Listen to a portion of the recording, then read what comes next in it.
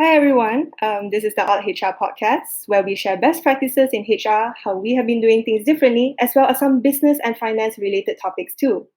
So on today's episode is going to be hosted by myself. Hi, I'm Natasha, and I'm from the marketing team in Alt HR together with a special guest today, which is Edly from the Millennial Finance on YouTube. So let me just bring him on real quick. So Edly, maybe you want to Hey, say hi to everyone? hey, it's a pleasure to be here.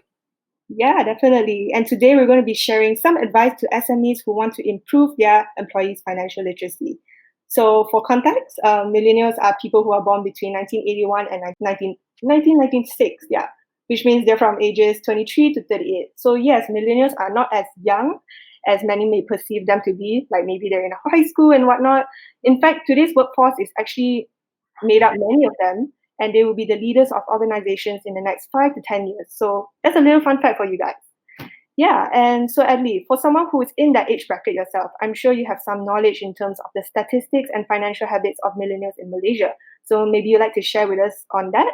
Yeah, so it's funny that you mentioned the age group of millennials because I was actually born in 97 and my brother was born in Oh, 96. okay. So technically, yeah, we're on the border of millennials and Gen Z. But Mm-hmm.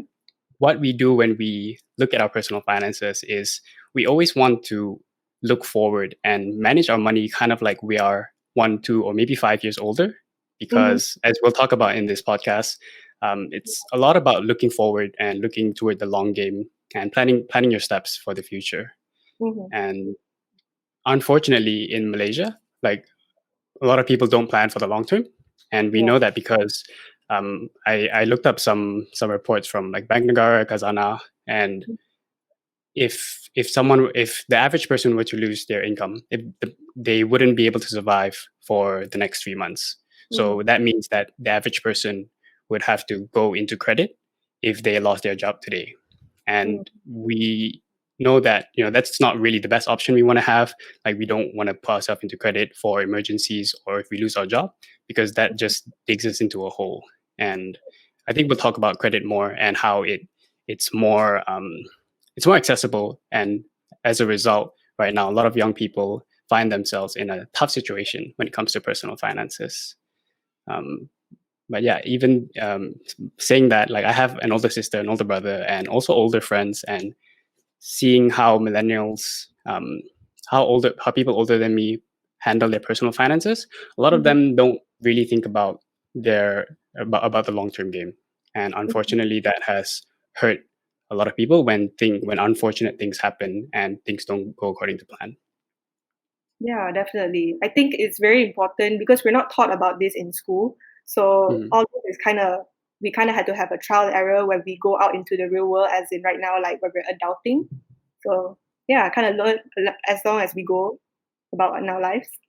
Yeah, and that's true what you said about how we're not taught about this in school. And I think I don't think that it's just because millennials are irresponsible, or in specific they're just irresponsible, or they don't like to manage their money well, or they don't think about the future. But I think it's just because one, it's not popular to talk about personal finances. It's Yeah.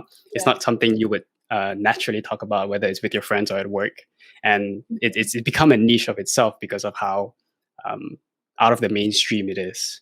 So we're not taught about it in school, and it's not a hot topic to talk about, or it's not a popular topic to talk about. It is a lot more now, fortunately. Mhm. And I think that's the reason why uh, a lot of people, especially young people now, Yeah. are struggling to keep up with their personal finances. And yes, there's a lot of information out there, but that can also be an obstacle because there's so many things that you have to wrap your head around, and you think it's just very difficult. And it's easier to just not take so much of an interest and just rely on, let's say, a company or your employer to Mhm. support you in your financial journey. Yeah, for sure though. And also I think it's quite bad that a lot like the years before us, they always kind of make finance to seem like such a taboo topic to talk about when it really shouldn't be. Yeah. Yeah, and I think I, I think that's true, but I Mm-hmm. also think that people older than us, like people who are in their 40s, 50s right now, it's not as if they were more financially responsible or they had more of an initiative to learn. Yeah. We were probably the same because we kind of have the same behaviors over I mean, it's not that large, but what's different is the world that we live in right now. So the world that we live in has changed, and that behavior that has stuck with us from older generations don't really apply anymore, or they're not very productive. So I don't think it's just millennials or younger people who are specifically irresponsible, maybe a bit more because they're younger. But I also think that it's because the world has changed. And in the past, it's very different, because the world that we were born in is not the world that we live in today. And it's not going to be the same world in 10 years from now. So a lot of things have changed, but our behaviors and our habits and our belief systems haven't. So yeah, for sure though. But with that being said, how do you think like companies can play a role in order to help emphasize on, or to maybe improve their employees' financial literacy, in your opinion? Yeah, you can tell them to watch the TMF YouTube channel and just put us on the TV during work. So that's good. But actually, creating a culture where, because we talk about how the world we live in is different, and so I think the environment is a very important thing when we want to change our behaviors. So having an environment where people talk about personal finances, and people instead of sharing maybe cat videos or entertainment videos on YouTube, people share informational videos on YouTube, things about personal finance, about being an adult, and just things that we never learned in school, right? So one thing is to create a culture where it's okay to talk about personal finance, or it's okay to talk about salary. It's normal. We have to kind of normalize those things if we want it to not be a taboo anymore.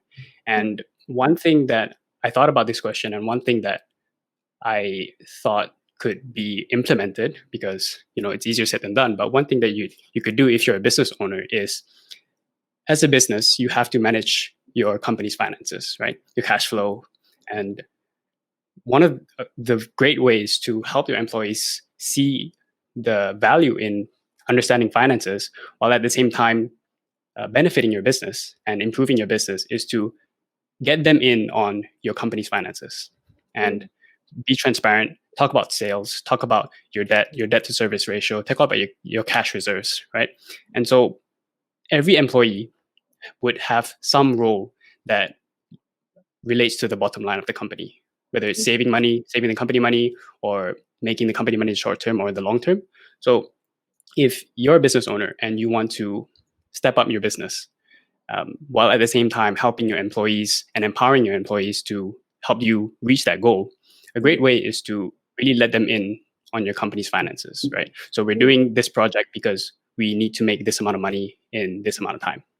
And the reason why we need to make this amount of revenue is because we need to pay off this debt, or we need to have this amount of cash reserves. So when employees are exposed to that kind of, I would say, financial awareness, then one, they are more likely to understand what the significance of it, or the value of understanding the financial part of a business. Because money, like the financial aspect of a business, is like the blood that runs through the business, and so it is in our personal lives, right? We personal finance is very important, and is one of the core backbones in our life, right? We have like emotional, spiritual, education, and then we have our money. So once we understand that, and over time, hopefully, if you as a business owner, or you as an employer, you can help them relate their job to their personal finances. So they're treating themselves like a business, right? We always talk about treating your personal finances as if you were a business, because you kind of are. You kind of are your own entity that needs the same amount of financial care that a business needs. Maybe not exactly the same, but the principles there are similar. So things like a business having cash reserves is the same as someone having an emergency fund. A business generating more revenue, someone increasing their income. And there are a lot of things that are very similar, because a business is just a group of people, made out of people.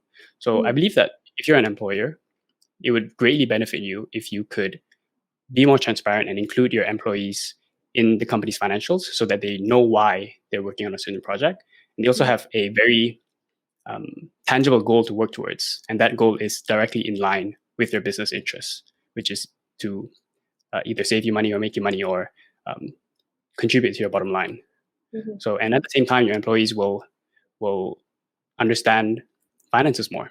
And if in a way, like if you help them relate to it, and they will understand that it's the same in their lives, as long as that they know that they need to treat themselves or their personal finances like how a business does. So yeah, I never really worked in a SME in Malaysia, so I don't really know how much, or I guess it differs in between companies, but I'm guessing most companies don't really have that amount of transparency with their employees in terms of revenue and profit and stuff like that. But I'm not sure if you're in finances, maybe you know more, but maybe not.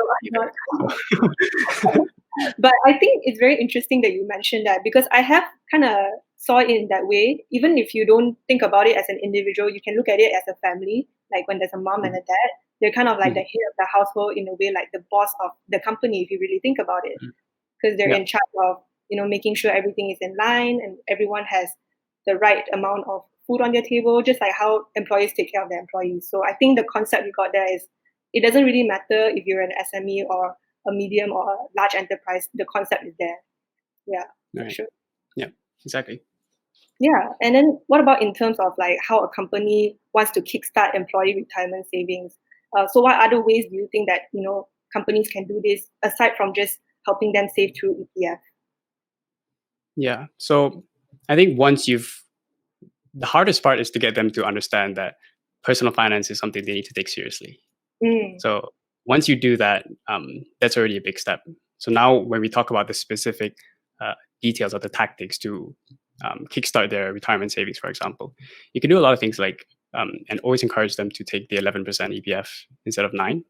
And, all these things, it's hard to convince them if you don't take the first step, which is to make them aware of their personal finances. So you could do things like show them how much of a difference it will make in terms of how long they would have to work before retirement. So that's powerful for people. You tell them that, you need to save more money. Like people would rather take more money, take more take-home pay. But if you tell them that, oh, you get to work 6 years less, then hopefully that will appeal more into their interests. Another thing you could do is you could advise them or bring awareness about private retirement schemes. So I don't have much experience in this because, like I said earlier, I haven't worked in a lot of SMEs in Malaysia, but I do know that there are other ways that companies can help their employees put more into their retirement savings, especially those who are earning a higher income. Because when people earn more money, the money that they save don't tend to save more money as well. So they earn more money, but they're also spending more money. So another thing you could do is to encourage them or just bring about awareness about how to invest in private retirement schemes.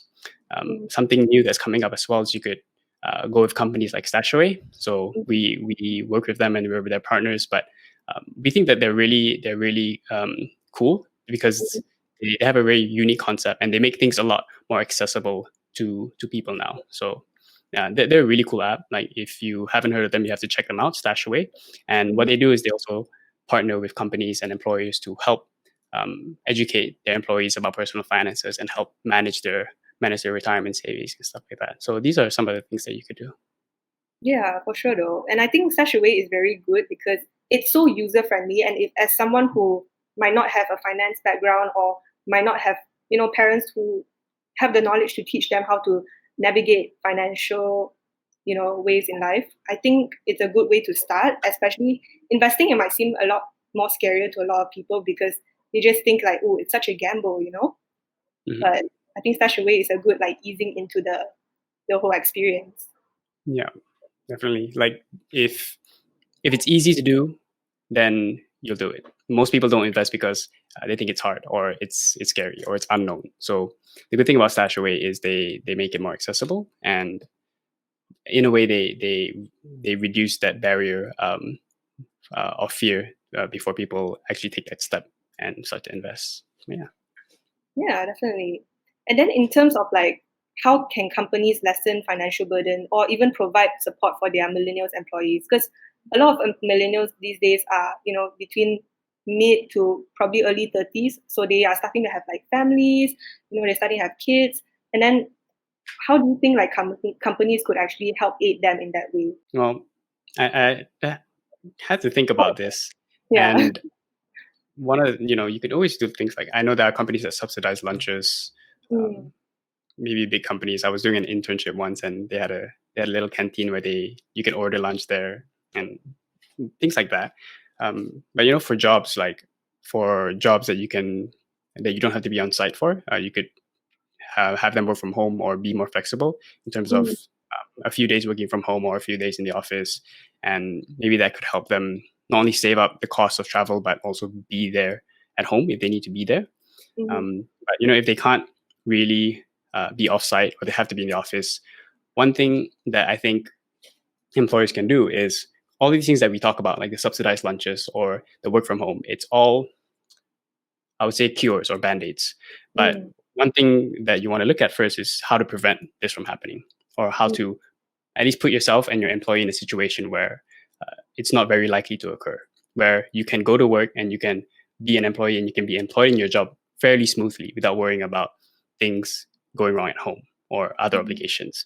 So one of the things employers can do is, before you hire or when you're hiring, just sit down with them and talk to them about what the situation really is, right? Like, this is how much you can earn. This is your salary. You live 45 minutes away from your workplace. You have to come in 5 days a week. You have 2 kids. So how are you going to make it work, right?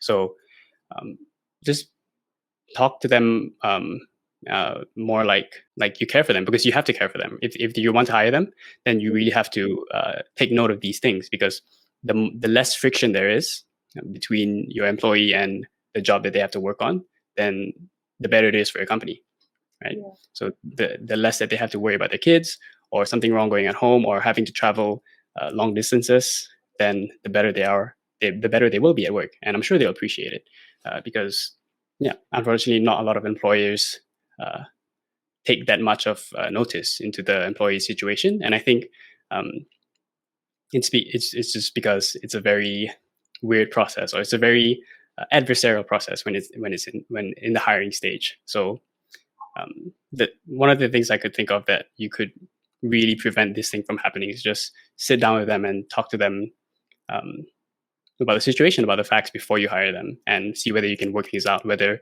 they need a little bit more of like travel expenses or nursing expenses or stuff like that. And if they're a valuable employee, then I'm sure you'll work something out. Yeah. And also, I think during this time where like we were working from home so much due to the pandemic, I think it really forces companies to really work away from the traditional mindset of you need to come to work 5 days a week or else you won't get anything done. Because right now we are working 5 days a week, 24/7, all the time at home, and we managed to get our work done, if not even better for some people, Yeah. So, and I think it's a lot of trust. It's a lot of trust between the employer and the employee. And it can be hard sometimes because of the nature of the situation. But if you, like we talk about being transparent about the company's finances, if you really want employees that work there because they want to improve the company and they want to provide value and make the place a better place, then you would have to trust them and give them that transparency and that autonomy to do what they were paid to do, or what they were hired to do. Yeah, for sure though.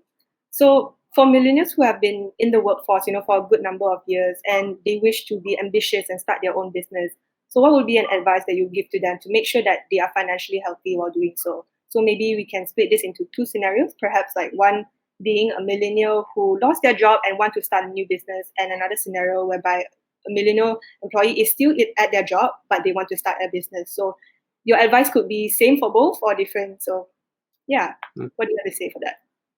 Yeah, so context is very important, and the situation you're in is very important. Like you said, we have different situations, but I think for most people in general, you kind of want to start a side hustle that doesn't take a lot of your money upfront, and something that you can do in your spare time, while also doing your normal obligations, and something that preferably is scalable, so you can scale it up and you can earn more money and you can distribute it. But that's just a bonus. But the reason why I said a side hustle instead of a business, because most people think I want to start a business because I want to have more money or I want to have more free time. I want to be my own boss. But in reality, starting a business is quite challenging, and it either takes a lot of money upfront or it takes a lot of time upfront. So those two things are the investments that you have to make to start a business. So when we started our YouTube channel and we wanted to run it as a business, we knew that we only wanted to start something that didn't take a lot of time for us, and even less took less money from us. So find something that's relatively easy to start up. Like I wouldn't recommend going out and taking loans to start a business or going big, like starting a distributing chain or stuff like that. Just start something small, something you're interested in, something like something you can do from home or something that you can do in your spare time. And the reason why is because if you lost your job, if you're in the situation where you lost your job, then it is very risky for you to start a business where you tie up your money or you have a loan or you finance your business, because that can be a very sticky situation for you to be in, and you're going to be tied down to that business. So if you lost a job, I would say try to find another job. But if you have cash saved up, if you have savings, which is why having money saved up is so important, then you can start taking a bit more risk and trying some side hustles or some small businesses that you can start. So if you lost your job, if you don't have money saved up, I would try to get a job as soon as you can, or at least try to start something small on the side immediately that you can start generating some money to come in. If you have cash saved up, then you made a good move. You have more freedom to choose and to take risks. So I would say start something small, but at the same time also start looking for another job, unless you know that you've been wanting to start a business for a very long time, and you know that this is something you want to invest your time and money in, then go for it. But yeah, I would say just as long as you have some skills that you can offer, that you can always fall back onto, like if you want to get a new job, then that's a great thing. Yeah. So if you already have a job and you want to start thinking about starting a business, I would ask myself why I wanted to start a business in the first place. Right? Is it because I don't like my job? Is it because I want to make more money? Is it because I like my business? I like the idea. I'm passionate about it. Or it could be all of these things. So you can ask yourself why you want to start this business or side hustle. If you want more money, then I would say the easiest way to make more money to make more money if you have a job is to ask for a raise. Maybe learn a little bit about negotiation, how to present yourself, how to speak to your boss, and ask for a raise. If you can't ask for a raise because for whatever reason you've just been there or you don't want to ask for a raise, then you could try try like a small business out. And I would make it so that whenever I'm not working, when I'm not at the office, then I put my time into that. So I believe that it's never been easier to start a side business while you're at your job because of the internet and because of how much access we have now. So if you really want to start a business and you are currently at your job, then just think about how you spend your time when you're not in your job, right? So I'm hoping that your job doesn't take all your time every day of the week, but just take note of how you spend your time. Like, could you spend your time in a way that contributes to that business? Because 2 hours a day, 1 hour a day for 5 days a week, 4 days a week, if you are spending that time productively or correctly and you're doing the right things, then it is very possible for you to start generating income from that side hustle or business. And yeah, so it's definitely possible, but you really have to ask yourself why you're doing it in the first place. Because starting a business or side hustle now is the cool thing to do. It's popular, and after like 2020 happened, it became more necessary to rely on more than one income. So if you're already happy in your job and you're making enough money, and you have free time outside of your job, and you like doing hobbies that are not businesses or don't make you money, then that's perfectly fine. Some people just have a job and they enjoy it and they enjoy spending their free time doing other things, and that's completely fine. But if you are looking for a side business because you want more money or you want more free time or you're just passionate about it, then those situations are very different for each reason you want to start a business. So always look at your reason as to why you want to start. For us, starting the YouTube channel, it was just something we were passionate about. So we talked, my brother and I talked to each other, and we said that even if we did this blog or YouTube channel for 1 year and nobody watched us, and maybe 60 people watch our videos or 10 people watch, then we would still be okay with it, because we talk about these things to each other, and we are just interested in documenting our journey, right? So like we're currently in the process of looking for insurance, and so we talk about it and we research these things because we like to research stuff, especially when it comes to buying things. So one of the reasons why we started the YouTube channel as well is because if we're doing all this research and we like talking about it, then we might as well just share what we know, because people can get value from it, and we also benefit by learning things just be more than the surface, and actually teaching people and sharing it with people forces you to learn more in depth and be more knowledgeable about it. So yeah, always think about the reasons why and how it can benefit you. Yeah, I think it's also quite interesting to see how our generation has changed over the years, how everyone kind of wants to be their own boss, and do their own thing. So I think it's a sense of independence. I feel like the generations have changed over the years compared to last time. Yeah, definitely. And yeah, you don't have to own a business.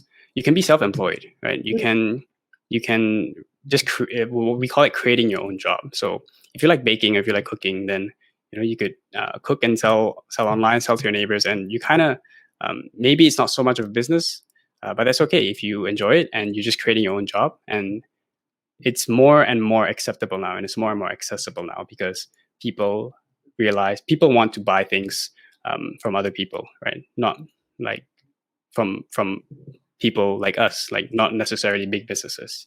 Yes, big businesses can have an advantage, and they can produce more or do things that individuals can't. But starting a business is not the only option. There are a lot of other things you can do, like being self-employed and working part-time at the same time, or a lot of things. You don't have to start a traditional business. Like right now, I think in our first 6 months, it was more of self-employment, and even now it's a lot of self-employment too. So we still have to spend time doing the jobs ourselves. So how we define a business is something that we can run even though we're not there. So if you start small, and if you have the self-awareness to know at what scale you should start and why and what you want to do, then eventually, if you're really good at it or if really passionate about it, then you can turn it into a business. So yeah, starting a business, like from 0 to 100 is not something we would recommend. We would say always start small, and depending on your situation, of course, if you want to go all in, if you have a lot of money, then go ahead. But for most people, starting small, there's nothing wrong with starting small, starting with a side hustle, and just making yourself creating your own jobs. I think that's what is going to be a lot more common in the future. Freelance jobs and gigs, and people creating their own jobs. Yeah, I think the most important thing is they always say that to do something that you love and you never have to work a day in your life. So it's important to find your passion in life. Yeah, that's true. But also at the same time, there are going to be times. So that's why when we say, like, when you start a business, there are going to be times where you don't like doing the work, or what you're passionate about in the past becomes hard, becomes challenging, because you always have to push yourself. So so you don't have to be full on business if you don't want to. Yeah, just be realistic about your goals. Don't be too like overachiever. I mean, it's good to have dreams, but also be realistic with them. So I guess you won't be disappointed in the end. I guess you can say that. And find out your reason why. Because if you're doing it just because it's the popular thing, then you're gonna find out that it's not the best choice. Yeah, for sure though. Yeah, and I think with that, I think we can conclude this episode of the podcast. So thank you so much, Edly, for taking time out of your day to be here today. I really appreciate it. And if you guys are interested to catch more of these type of content, definitely keep a lookout for the future episodes, as well as check out Millennial Finance, their YouTube channel. So if you're interested, you can never be too late or too old to like get your finances in check. So definitely check them out. So yeah, with that said, talk to you guys on the next one. Bye. All right.